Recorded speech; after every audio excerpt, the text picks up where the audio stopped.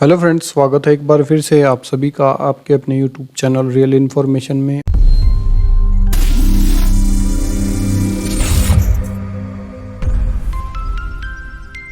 और आज के वीडियो में हम बात करेंगे ई श्रम कार्ड के बारे में। देखिए दोस्तों, जब फर्स्ट टाइम ई श्रम कार्ड के बारे में अपडेट आया था तो हमने उसी टाइम पर इसके बारे में पूरी जानकारी आपको दे दी थी। कैसे कार्ड बनेगा, कैसे इसके अंदर क्राइटेरिया रहेगा, सभी चीज़ें हमने बता दी थी। लेकिन मैंने श्रम कार्ड नहीं बनाया था क्योंकि वेबसाइट सही ढंग से काम नहीं कर रही थी, ना ही कोई वीडियो बनाया था क्योंकि सही ढंग से काम नहीं कर रही थी। इसके अंदर सीएससी का लॉगिन अवेलेबल नहीं था और वेबसाइट बहुत ही स्लो काम कर रही थी, जिस वजह से हमने कार्ड अब तक नहीं बनाए थे। लेकिन अब एनआईसी की तरफ से मैसेज आ गया है कि इसके अंदर अपडेट्स कर दिए गए हैं और जो अब वेबसाइट है वो प्रॉपरली काम कर रही है। लेकिन उसके साथ बहुत सारे क्वेश्चंस हैं जिनके बारे में आज हम इस वीडियो में जानेंगे, जैसे ईयरली चार्ज के बारे में और ई श्रम ऑपरेटर आईडी से बन सकता है या नहीं बन सकता है, ई श्रम कार्ड बनाने के क्या क्या लाभ हैं और क्या क्या सावधानियां आपको रखनी हैं, एंड रजिस्टर्ड मोबाइल नंबर से बन रहा है या नहीं बन रहा है, और अगर अनरजिस्टर्ड मोबाइल से आप करते हैं तो उसके लिए आपको मोरफो की और मंत्रा की जो डिवाइस की सेटिंग्स हैं उनके लिए कौन से सॉफ्टवेयर किस तरीके से अपडेट करने हैं।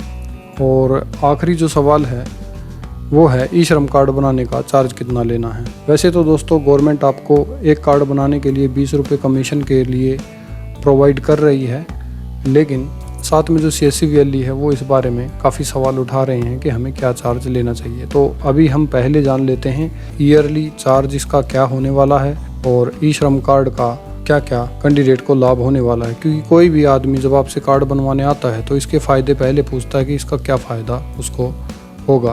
बेनिफिट्स ऑफ द रजिस्ट्रेशन, ये गवर्नमेंट की ही एडवर्टाइजमेंट है। इसके अंदर इसके बेनिफिट्स के बारे में बताया गया है। इसके अंदर सबसे पहले लिखा गया है unorganised sector worker will get benefits of the social security welfare scheme. अब सोशल सिक्योरिटी वेलफेयर स्कीम का क्या मतलब है? सोशल सिक्योरिटी वेलफेयर स्कीम का मतलब है प्रधानमंत्री के जो बीमे हैं, प्रधानमंत्री सुरक्षा बीमा और प्रधानमंत्री जीवन ज्योति बीमा, ये बीमे सोशल सिक्योरिटी स्कीम्स के तहत आते हैं। मतलब जिस भी कैंडिडेट का ये श्रम कार्ड बनेगा उसका प्रधानमंत्री सुरक्षा बीमा योजना और प्रधानमंत्री जीवन ज्योति बीमा योजना किया जाएगा। तो ऐसा पॉसिबल नहीं है कि ये दोनों बीमे इसके अंदर कराए जाएं, क्योंकि इसके अंदर सिर्फ प्रधानमंत्री सुरक्षा बीमा के बारे में लिखा गया है और प्रधानमंत्री सुरक्षा बीमा का योजना का जो चार्ज है वो सिर्फ 12 रुपये है, जिसका फर्स्ट ईयर का प्रीमियम गवर्नमेंट भरने वाली है और नेक्स्ट ईयर का प्रीमियम कैंडिडेट के अकाउंट से कटेगा। तो इसके अंदर जो बताया गया है प्रधानमंत्री सुरक्षा बीमा ओनली बताया गया है। तो प्रधानमंत्री सुरक्षा बीमा जो है उसका चार्ज 12 रुपये है,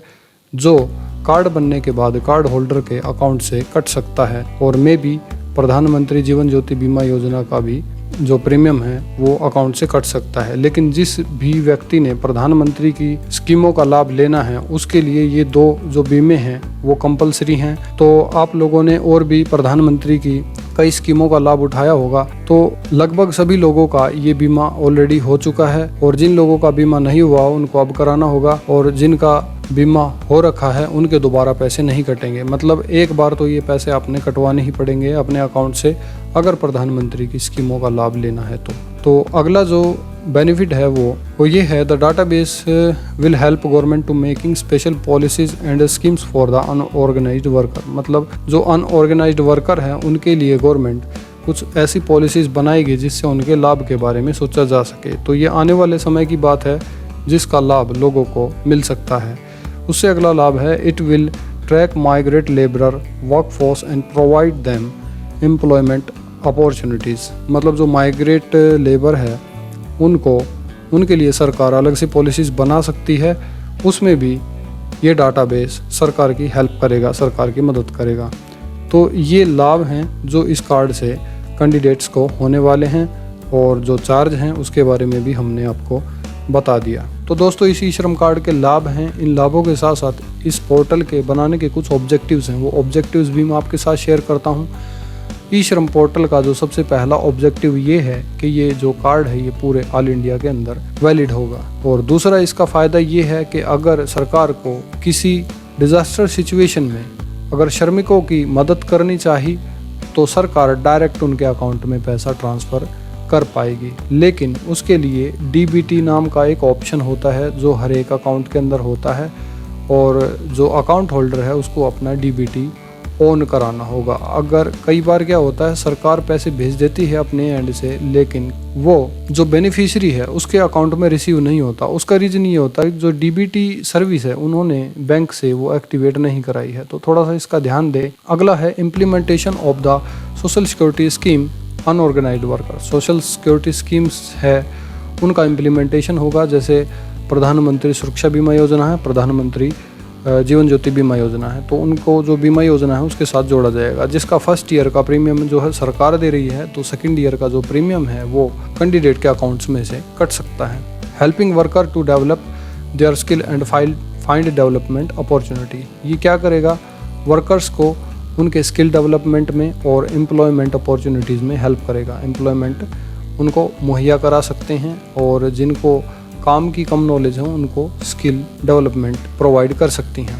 no need to register from time to time after registering once. अगर एक बार रजिस्टर कर दिया तो बार बार इसको अलग अलग जगह पर या अलग अलग पोर्टल्स पर इसको रजिस्टर करने की ज़रूरत नहीं होगी सिर्फ। और सावधानियां क्या क्या बरतनी है आपको ई श्रम कार्ड बनाते time. Do not use same mobile number for the multiple E Shram registration. One mobile number can be used for the maximum 3 E Shram registration. मतलब एक मोबाइल नंबर से 3 ई श्रम कार्ड का रजिस्ट्रेशन कर सकते हैं। यदि 3 से ज़्यादा रजिस्ट्रेशन आपने एक मोबाइल नंबर से कर दिए तो उस कंडीशन में आपकी CSC ID कंप्लीट ब्लॉक हो सकती है। जिस आधार के अंदर मोबाइल नंबर रजिस्टर्ड नहीं है, क्या उनके ई श्रम कार्ड बनेंगे? तो ये भी अभी हम चेक करके बता देंगे कि बनेंगे या नहीं बनेंगे। और बनेंगे तो उसके लिए आपको जो बायोमेट्रिक की सेटिंग्स हैं, बायोमेट्रिक के जो सॉफ्टवेयर हैं वो आपको डिस्क्रिप्शन बॉक्स में मिल जाएंगे। और अगला क्वेश्चन है ई श्रम कार्ड का चार्ज क्या लेना है। दोस्तों चार्ज की अगर बात करें तो गवर्नमेंट द्वारा स्पेसिफाई किया गया है कि आपको कोई भी चार्ज नहीं लेना है। कार्ड को बनाने के लिए जो कमीशन है वो 20 रुपये VLE के अकाउंट में डाल दिया जाएगा, जो ई श्रम कार्ड बनाने के 1 महीने के बाद उसको रिसीव होगा। तो दोस्तों अभी हम रजिस्ट्रेशन करके देख लेते हैं एक बार ई श्रम की वेबसाइट पर। सबसे पहले मैं रजिस्ट्रेशन करके देखूंगा विदाउट रजिस्टर्ड मोबाइल नंबर। जो अगर मेरे पास मेरा रजिस्टर्ड मोबाइल नंबर नहीं है और मैं दूसरे मोबाइल नंबर से इसको रजिस्टर करके देखूंगा, तो CSC से लॉगिन कर लेते हैं हम। इस वेबसाइट का लिंक आपको डिस्क्रिप्शन बॉक्स में मिल जाएगा और CSC से आप लॉगिन कर सकते हैं। आपकी CSC ID से लॉगिन हो जाएगा। अगर आप CSC ID से लॉगिन करके ये कार्ड बनाते हैं तो ही आपको 20 रुपये का कमीशन दिया जाएगा। अगर आप डायरेक्ट बनाते हैं तो आपको कोई भी कमीशन नहीं दिया जाएगा। यहाँ पर आपने डालना है, इसमें लिखा गया है प्रेफरेबल आधार लिंक मोबाइल नंबर। मतलब जो आपका मोबाइल नंबर आधार से लिंक है वो प्रेफरेबल मोबाइल है, हो सके तो वही डालिए, अगर नहीं है तो दूसरा डालिए। अभी हम दूसरा डालकर एक बार चेक कर लेते हैं कि क्या आउटपुट आती है। दोस्तों लॉगिन का वेट करते हुए पूरे 10 मिनट हो गए हैं। मतलब सिर्फ रजिस्टर्ड मोबाइल नंबर से ही फ़िलहाल ये काम कर रहा है। अनरजिस्टर्ड मोबाइल नंबर पर ये आधार को वेरीफाई फ़िलहाल नहीं कर रहा है। तो जैसे ही इसके बारे में कुछ अपडेट मिलता है आपको मैं इसके बारे में बता दूंगा, लेकिन फ़िलहाल हम कर लेते हैं रजिस्टर्ड मोबाइल नंबर से ही। तो रजिस्टर्ड मोबाइल नंबर से कैसे आप ई श्रम कार्ड बनाएंगे वो प्रोसेस हम दोबारा से एक बार ट्राई करते हैं। तो मैंने अपना रजिस्टर्ड मोबाइल नंबर दे दिया है, OTP डालकर मैं सबमिट कर देता हूँ। उसके बाद आधार नंबर दे दिया और मैं OTP पे क्लिक करके कैप्चा कोड डालकर सबमिट कर देता हूँ। Yes, now I receive the OTP and OTP डाल के मैंने सबमिट कर दिया। और कुछ देर वेट करने के बाद मेरा जो eKYC प्रोसेस है वो कंप्लीट हो गया है। eKYC एज पर द आधार, इसके अंदर मेरा आधार रजिस्टर्ड मोबाइल नंबर से जो लिंक्ड मेरा आधार से लिंक जो मेरा अकाउंट है वो अकाउंट ऑटोमेटिकली इसने उठा लिया और जो मेरी पर्सनल बेसिक डिटेल्स हैं वो मेरे आधार कार्ड में से कॉपी करके यहाँ पर ले आया। उसके बाद मैं नेक्स्ट पे क्लिक करता हूँ। नेक्स्ट पे क्लिक करने के बाद यहाँ पर इमरजेंसी मोबाइल नंबर मांग रहा है। यहाँ पर आपने अगर कोई इमरजेंसी मोबाइल नंबर है तो यूनिक नंबर देना है, अपना अलग मोबाइल नंबर देना नहीं है तो इसको आप छोड़ सकते हैं। वैसे मैं आपको सलाह दूंगा इसके अंदर जितने फील्ड्स हैं उनको मैक्सिमम भरने की कोशिश कीजिए अगर आपके पास डाटा अवेलेबल है तो। उसके बाद ईमेल आईडी इसमें मांग रहा है, अपनी ईमेल आईडी दीजिए। उसके बाद मैरिटल स्टेटस, उसके बाद फादर नेम, उसके बाद कैटेगरी, ब्लड ग्रुप। अगर कैटेगरी सर्टिफिकेट है तो कैटेगरी सर्टिफिकेट अपलोड कर दीजिए, नहीं है तो आप इसको छोड़ सकते हैं। ब्लड ग्रुप पता है तो डाल दीजिए, नहीं पता है तो छोड़ दीजिए। उसके बाद डिसेबिलिटी यस है तो यस कीजिए, नो है तो रहने दीजिए। नॉमिनी डिटेल, आप यहाँ पर नॉमिनी डिटेल दे सकते हैं किसी को नॉमिनी बनाना चाहें तो नॉमिनी डिटेल में किसी भी फैमिली मेम्बर को आप नॉमिनी बना सकते हैं, जैसे अपनी पत्नी को बना सकते हैं, अपने पिता को बना सकते हैं, माता को बना सकते हैं, बहन भाई को बना सकते हैं। तो जिसको भी आप बनाना चाहें उसका नाम, जेंडर, रिलेशनशिप और उसकी डेट ऑफ बर्थ, ये चीज़ें आपको उनको बतानी होगी और ये चीज़ डालने के बाद आप आगे बढ़ सकते हैं।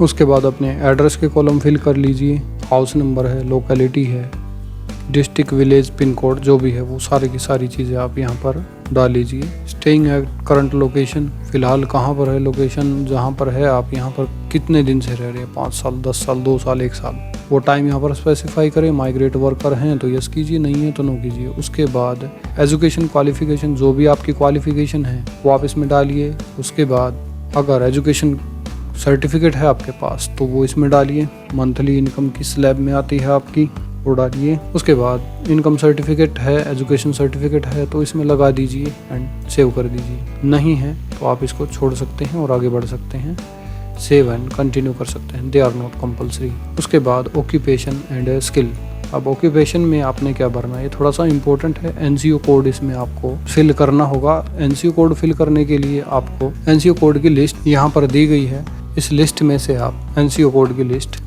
देख सकते हैं और सभी के सभी ऑक्यूपेशंस इसके अंदर दिए गए हैं। जो ऑक्यूपेशन कैंडिडेट से रिलेटेड है उसी ऑक्यूपेशन को आप इसमें भरिए।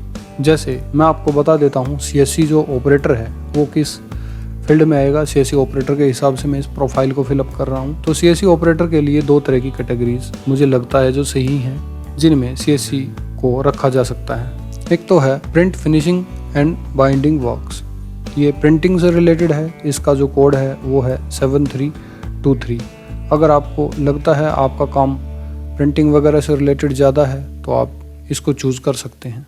और जो दूसरा कोड है जो हमारे जिसको हम इसमें चूज़ कर सकते हैं वो हो सकता है information and communication technology installer and servicers, bracket में दिया गया है नेटवर्किंग, सर्विलांस, वर्कर्स एक्सेट्रा। इसका कोड है 7422। तो इन 2 कोड्स में से जो कोड आपको सही लगे, जो कोड आपके काम से रिलेटेड हो, उसको आप भर सकते हैं, इसमें कोई प्रॉब्लम नहीं है। तो ये कोड भरने के बाद, इस कोड को भरने के लिए आप यहाँ से इस कोड को कॉपी नहीं करना है, आपने यहाँ से ओनली कोड देखना है और जो ऑक्यूपेशन है उसका नाम देखना है। उस नाम के आगे के जब आप कुछ लेटर्स आप टाइप करेंगे, कोड आपने टाइप नहीं करना है, आपने टाइप करना है उसका नाम। जैसे इलेक्ट्रॉनिक मैंने लिखा तो इलेक्ट्रॉनिक लिखते ही इसमें आ गया information and communication technology installer and services network and surveillance worker etcetera.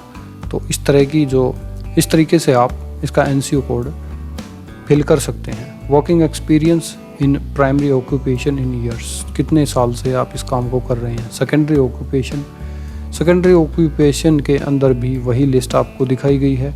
इस लिस्ट में से अगर इस काम के अलावा अगर आप दूसरा काम भी कोई करते हैं तो वो भी इसके अंदर मेंशन कर सकते हैं। अगर नहीं करते हैं तो इसको छोड़ सकते हैं, ये ऑप्शनल है। उसके बाद अगर आपके पास ऑक्यूपेशन का सर्टिफिकेट है तो सर्टिफिकेट यहाँ पर अपलोड कर दीजिए। जैसे अपनी CSC ID यहाँ अपलोड करना चाहें तो कर सकते हैं। उसके बाद आता है how did you acquire skill, आपको स्किल कैसे मिला, ट्रेनिंग से मिला, वोकेशनल ट्रेनिंग से मिला या कहीं और से आपने लिया है। अगर लिया है तो इनमें से ऑप्शंस चूज़ कर सकते हैं। स्किल टू बी अपग्रेडेड, और अपग्रेड आपने किया वोकेशनल ट्रेनिंग वगैरह से या किसी ट्रेनिंग से किया तो चूज़ करें, नहीं है तो ब्लैंक छोड़ सकते हैं, कोई दिक्कत नहीं है। प्राइमरी ऑक्यूपेशन हमने चूज़ कर लिया। उसके बाद हम नेक्स्ट करते हैं। नेक्स्ट में आ जाता है भाई बैंक अकाउंट। अब बैंक अकाउंट देखिए, यहाँ पर जो आधार सीड बैंक अकाउंट है और एक्टिवेट है वो यहाँ पर आपको दिखा देगा। अगर इसके अलावा अगर दूसरे बैंक के साथ आप रजिस्टर करना चाहते हैं तो आप इसमें यस कीजिए और यहाँ पर अपने बैंक की डिटेल्स है, वो account number, account holder name, IFSC code, bank name, branch name, सिर्फ ये आपको देना है और आपका जो रजिस्ट्रेशन है वो नए बैंक के साथ हो जाएगा। इसको रखना चाहें इसको रख सकते हैं, नो कर दीजिए एंड सेव एंड कंटिन्यू कर दीजिए।